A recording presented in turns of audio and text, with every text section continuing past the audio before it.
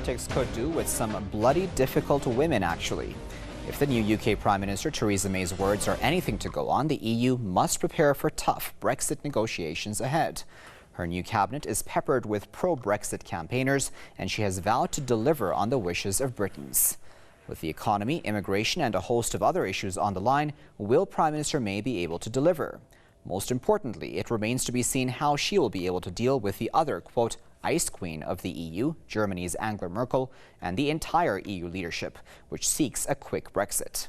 In this edition of the debate, we seek to understand the ramifications of this new British government coming into power. Well, to get the latest on the reactions, in fact, from Brussels itself, we're now joined by Jerome Hughes, Press TV's correspondent, who is joining us live now from the seat of the European Union. Jerome, fill us in.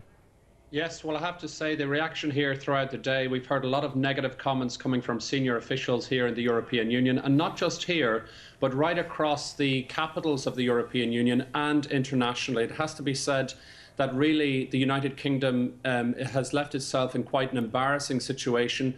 You know, you have two elements to this, the economic side and the political side. From the political perspective, you've got the situation with the shambles that has happened with the election of Theresa May, an unelected Prime Minister. You've got all the difficulties happening with the Labour Party. And you know, we're just about here in the European Union, albeit controversial, the EU and the US are about to sign a multi-trillion euro trade deal. And that is a huge trade deal that the UK will be out of.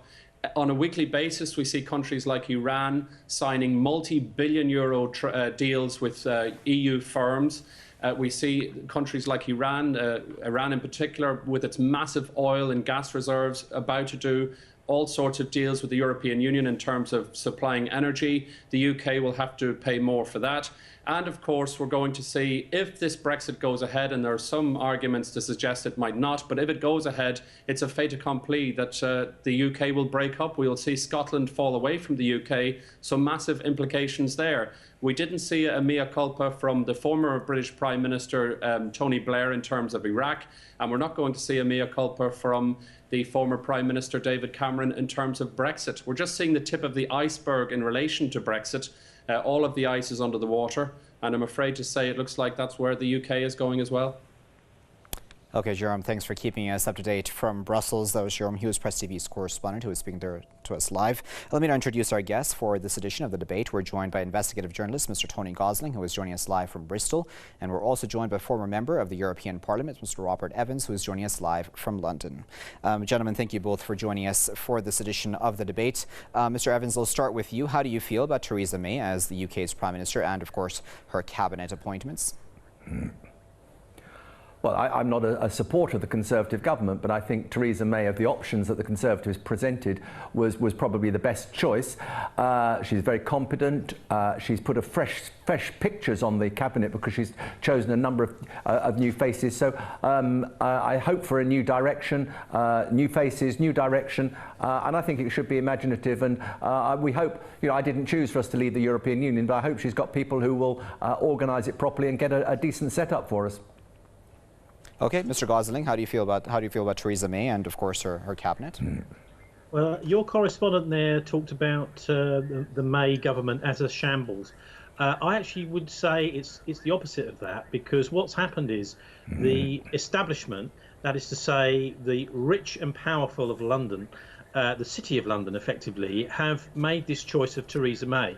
They had Andrea Leadsom standing against her, who was a very unlikely candidate, who was, I think, bullied actually by the Murdoch empire to stand down. And so there was no proper election for May. But that's exactly the way that the establishment likes to do things. Also, a lot of criticism of the possible lacking of trade deals that Britain's got at the moment. Well, Britain is a net importer. We export much less than we used to 20, 30 years ago.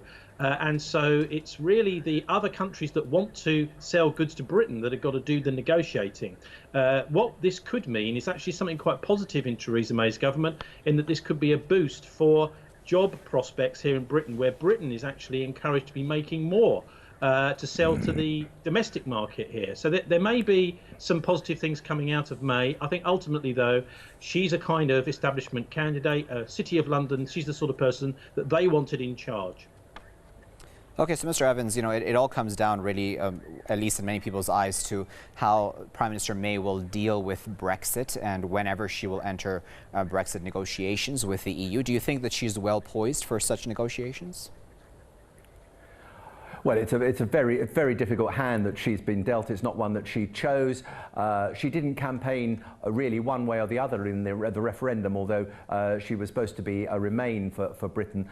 She's chosen a cabinet with a mixture of different people. She's had a shake-up. She's changed just about everybody in the cabinet. She's got rid of some people like George Osborne and Michael Gove. And she's brought in some new faces and some different people. So she's putting a different perspective on the government. Well, I don't necessarily think she was the establishment's choice or not. I mean, the Conservative Party had a short list of 5 people who put their names forward, and to my mind, she was the best of a bad bunch. So, you know, that's the way forward. And I think, you know, as I say, I'm not a supporter of the Conservative government or Mrs May, but we've got to hope that it works out. I didn't want us to leave the European Union, but I hope the negotiations work so that we get a decent deal. Okay, so Mr. Gosling, how do you feel about her chances of succeeding or doing well at Brexit negotiations? I think she's actually made a fairly reasonable choice. I mean, a lot of people in Britain will say, no, it's crazy having Boris Johnson as a foreign secretary, because obviously he is going to be involved in negotiating with the diplomatic staff, etc., around the world, including Europe. And I've been looking at some of his statements over the last 6 months or so. The 2 big hotspots are, potentially anyway, are Syria and Ukraine. On Syria, Boris Johnson's been saying in the Telegraph recently, bravo for Assad, which I was astounded at. So it sounds to me as if he's actually interested in the UN Charter and the idea that Assad is actually the legitimate sovereign leader of Syria, and that Britain shouldn't get involved with some kind of regime change which will turn disastrous, as it has been over the last 3 or 4 years since the civil war started there, which Roland Dumas, the former French minister, as alleged, was actually cooked up by the British back before the beginning of the Arab Spring. So there, the other one, Ukraine, Boris has been saying he blames the EU pretensions for the Ukraine crisis. So this is another interesting statement from Boris. He's pointing the finger at the European Union's voracious appetite for bringing Kiev over from the Russian. I mean, there was when the coup happened, there was a whole load of negotiating going as to where Kiev was going to get its money from. Was it going to come from Russia, or was it going to come from the European Union? And it was that Boris has pointed the finger at as saying that was actually what precipitated the bloody, effectively, what was a civil war in Ukraine. So I think on both of those, Boris is actually giving the right signals before he's been appointed as Foreign Secretary. So that actually might be a positive appointment. As for George Osborne, now look, let's not forget here, David Cameron, Boris Johnson and George Osborne were all in the Oxford Bullingdon Club together. I mean, they were all chums from Eton that went to Oxford all together. Now, the Bullingdon Club is what several people have looked at over the years as a club a little bit like the US Skull and Bones Society, which is a university fraternity where effectively what they're doing is they're kind of institutionalized decadence, getting into prostitution and drugs, dirtying up these people so that they could possibly be blackmailed later on in life. Obviously, they're having some fun as youngsters, but these things could come back to haunt them. And so I think that's very important to understand. Boris and Osborne and Cameron were all part of this. Osborne being out, though, now, very interesting, because it's been revealed in the Daily Express in the last couple of days that he has been implicated in trying to get HSBC Bank off the hook in America. Now, if you remember, HSBC were prosecuted for money laundering in the United States with billions of dollars fined for cooperating with the Mexican drug cartels. And Osborne, it looks like, was trying to put pressure on the American authorities not to prosecute or not to fine HSBC so much. So that may be one of the reasons why Osborne has had to go, apart from the fact that he's effectively wrecked the economy. There is going to be no recovery in Britain, and like America, like many other countries in the Eurozone... Okay, if you allow me to come in, Mr. Gosling, I do apologise for interrupting. I do want to get we are suffering under Mr. Evans' opinions as well, of course, on specifically Boris Johnson and, of course, the rest as well as Mr. Gosling there mentioned. Mr. Evans, a lot of people have been ridiculing the decision to have Boris Johnson in, and I believe the French foreign minister called him a liar. The EU doesn't seem too excited How do you feel about Boris Johnson? Well, Boris Johnson is a character, and the fact that we're talking about him and you're asking about him is what he wants, and it's probably what Theresa May knows when she chose him for this position. He is a well-known figure, he does attract publicity, and if Britain is trying to re-establish itself on the world stage outside of the European Union, she's chosen, albeit perhaps a high-risk strategy, she's chosen somebody who speaks different languages, who has been around the world when he was Mayor of London, and somebody who's got the openings, the contacts to make some progress to Britain. I say it's a high-risk strategy, and Theresa May will know that because she's not stupid. So, you know, she's kept Boris Johnson in, she's got rid of Michael Gove, she's got rid of George Osborne, so she had to have one of the anti-European team in, and perhaps she's chosen the most unlikely one. But, you know, she's trying to put her mark on the cabinet and a new direction for Britain. Okay, let's just take a quick time out, gentlemen. I want to go to our viewer comments. Our viewers have been taking part in this conversation online as well through our social media sites. Let's listen to those comments, and we'll be right back. Theresa May is the UK PM, and if Hillary Clinton becomes the next US president, then the world will witness another George W. Bush and Blair acts of evil to create more illegal wars around the world. It's the beginning of the rising of the far-right extremism in the UK. I think May did the right decision to appoint him as the Foreign Secretary. Let's see which destination will he lead Britain's foreign policy. I hope Theresa May doesn't follow suit. If she follows the right-wing ideology, it will be a very sad day for all Brits. I couldn't care less. The new PM is a criminal and should be arrested for perverting the course of justice by appointing Elizabeth Butler-Sloss and Fiona Woolf to head the child abuse inquiry, knowing full well they both had links to the offenders. Just some of our viewer comments as posted on our social media sites. Mr. Gosling, one of the issues, of course, during the Brexit vote and Brexit campaign was immigration, and Theresa May has a bit of a tough track record when it comes to immigration, at least through her statements. What do you think that means then going forward with her now in the seat of power? Well, she has a, you're being very kind to her there. She has a terrible record with the UK Border Agency, also a massive IT, hundreds of millions of pounds spent on some kind of IT system which was supposed to check everybody when they came into the country. All that money has been spent, taxpayers' money. It's still not working. It looks like that whole system is going to have to be scrapped. And also there are more people coming into the country now unchecked than when she first came into power. So she's completely failed to take any kind of control of the borders. Which actually suits a lot of people. But look, let's just be clear about some of the criticism from the European Union over the last day or so, because particularly over the appointment of Boris Johnson, etc. Now, what's happening is Britain has had this democratic vote for Brexit, and the country is going in a rather different direction to before. We're now not quite taking into consideration so much doing what other European countries want us to do. And that's why I think, you know, don't be too surprised if you see some of the sorts of decisions. I think probably the worst decision that's been made in her cabinet, which nobody's talked about yet so far, is Liam Fox. Liam Fox is actually quite close to Bristol, South Somerset MP here, is from really the far right, I would say, of the Conservative Party.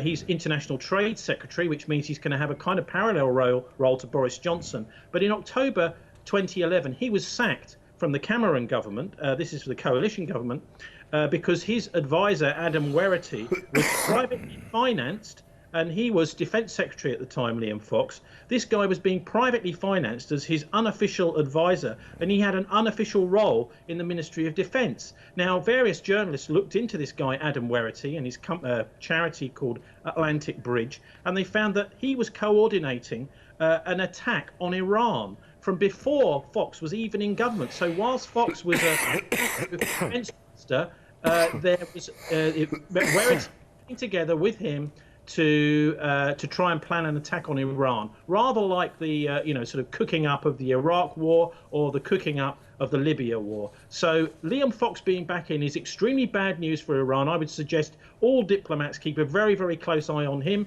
and all of the people who are travelling with him. I don't think he can be trusted at all at any event in the world. And to be honest with you, I don't think he's going to last very long. He's already been discredited and kicked out once. It's incredible that Theresa May has thought it possible to bring him back again. Okay, so Mr. Evans, I want to throw a couple of questions at you, if you allow me. What do you think of Theresa May when it comes to immigration, of course? And as Mr. Gosling there mentioned, Liam Fox, but I wanted to add one more name to the mix, if you allow me, Jeremy Hunt. Also, many junior doctors certainly will not be happy to see him back. Well, immigration is going to be the government's biggest challenge, because those who wanted to come out of the European Union made immigration a huge message in the referendum, and implying that if we came out of the European Union, immigration would go down in Britain and the rate of immigration would change. Well, there's absolutely no guarantee of that. It's a terrible challenge for the government for those who think it's a problem. There are, nobody has publicly tried to make the positive case for immigration, and we are a small island, and if we're going to have a million increase every 3 years, it is a challenge. Government could have done much more about talking with the European Union about it and looking for other ways, but they chose not to. And so Theresa May and the rest of the Conservatives have dealt themselves a tough hand on that one. There are other, Jeremy Hunt has stayed as Health Secretary, which I think is a rather odd choice, considering he's had a torrid time. He's not gone down well with the doctors, the nurses, and if anyone needed to change to another department and have a fresh face, I think it would have been there in the Department for Health. But it's early days yet, and I think we've got to try and be as positive as we can in these difficult circumstances. Okay, so Mr. Gosling, I saw you shaking your head when Mr. Evans there was talking about immigration. Go ahead.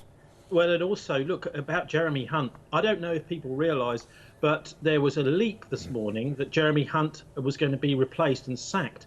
And there were cheers, I'm not kidding you, going up all around the hospitals, all around Britain. When that news came out, it came out briefly on the radio and it was going around Twitter. People cheering to think that the man was going to be going, because he is an absolute parasite that is killing the National Health Service. The negotiations he's been doing with some of the most respected professionals in our country, the people who save our lives, have really, those negotiations, he's been treating these people like idiots and actually lying nationally about the way those negotiations have been going. So quite rightly, the junior doctors and all other people in the medical profession want to see the back of him. That's something Theresa May could have done very easily. But of course, there is pressure on her from the private healthcare lobby, mostly big American companies who want rid of the National Health Service so they can get everybody in Britain signing up to their private health insurance. And also they can take up the contracts which are now run by the government and by the National Health Service. So there is a big financial incentive to keep Jeremy Hunt in post. She could have really, I suppose, started on the right foot by getting rid of him, but she's obviously backtracked this morning. That's a terrible shame. So, Mr. Evans, I'm wondering then, you say we should be positive going forward, but it seems, at the very least, some of Theresa May's choices have been controversial, and their track records, as Mr. Gosling has spoken about, even with Liam Fox, are quite questionable, aren't they? Oh, there are undoubtedly some of them. Mr. Gosling has referred to Liam Fox. We've discussed Jeremy Hunt, who I would have thought, if you were looking at a list of people to move, he would be in the first to move. And I'm surprised that Theresa May hasn't done that. But we've got some new faces around. Amber Rudd at a Home Office. Got to hope that she's going to make a success of things. I welcome the fact that we've got a new Education Secretary. I think Nicky Morgan was out of her depth there. So Theresa May has made some changes. She had to make changes. She's brought in some new faces. She's shuffled people around. She's put Philip Hammond into the Chancellor of the Exchequer. Well, probably what would be described as a safe pair of hands. And George Osborne has been put out to grass. So you know, under the constitutional arrangements in Britain, she's entitled to do all of this. She doesn't have to call a general election. There will be pressure probably from some quarters for her to do so, because now the Conservative Party is going forward with an agenda of taking us out of European Union, which of course wasn't the manifesto that they won the election on. So we are in very much uncharted territory, and the situation is not really in any way as we imagined it. But this is, you know, David Cameron's fault, and he's got a lot to answer for. Mr. Evans, I wanted to stay with you, if you allow me. I wanted to ask, you know, the UK is certainly involved in many places around the world, not just when it comes to the issue of the European Union, as Mr. Gosling earlier mentioned as well. So how do you think that a Theresa May government will act when it comes, for example, to the Middle East? Well, for every government coming in, the Middle East is a real concern. It's an area where we've got to be involved. Boris Johnson is as has been suggested, a high-risk strategy, and what is his views on the Middle East are how going to fit in there, I think is anyone's business, anyone's guess. But I hope very much that Britain will work closely with the other partners, the other European countries, because you can't have one country trying to solve the situation in the Middle East. It needs a concerted effort, and I'm afraid Russia's involvement is not helping at all. And if the UK can work with the European Union, with the United States, and try and address something of that, there needs to be humanitarian aid getting in there. They really have got to make real pressure and real movement on that, because we've just left it alone for 5 years. It's a desperate situation. Okay, Mr. Gosling, how do you feel about Prime Minister May government and how it'll act towards the Middle East? You've already spoken about Syria, of course. Well, look, it's the Israel lobby that really makes the difference in the United States, that's turned the entire US machine, that is the biggest, the most powerful military force in history, into basically a secondary army for the Israelis. In Britain, there's a very powerful Israel lobby too, Labour Friends of Israel, Conservative Friends of Israel, and it looks as if, I mean, the Theresa May is going to be part of that Israel lobby. Liam Fox is a very enthusiastic friend of Mossad, the Secret Service. This Adam Werritty has been connected to Mossad as well, who he was removed from the Defence Secretary job all that time ago in 2011. I mean, you know, amazing that he's back. But look, the Israel lobby is where it all happens, and we need to just be looking at all the connections between these new people and there. But look, don't forget, the husband of Theresa May is also a very powerful figure. People have he seems sort of in the shadows. People seem to have forgotten about him. But actually, he's part of one of the senior people in something called Capital Group in the United States, who are a massive investment firm. They've got big shareholdings in JP Morgan. They've got big shareholdings in Lockheed Martin. And in Philip Morris Tobacco. So they've got a big portfolio. Quite a lot of that is in the defence area. So it really worries me when I see someone so close to power as he is to Theresa May, who stands to make money from war. And I think we've really got to keep, as journalists, focused on these aspects of where decision making can get poisoned by people who just want to make money from conflict. Very well. We'll have to leave it there as our final word, gentlemen. But of course, we do appreciate both your contributions to this edition of the debate. That was investigative journalist Mr. Tony Gosling, who had been speaking to us live from Bristol. And we were also joined by former member of the European Parliament, Mr. Robert Evans, who had been speaking to us live from London. And of course, viewers, we appreciate your comments as posted on our social media pages. And of course, for watching. Until next time, good night.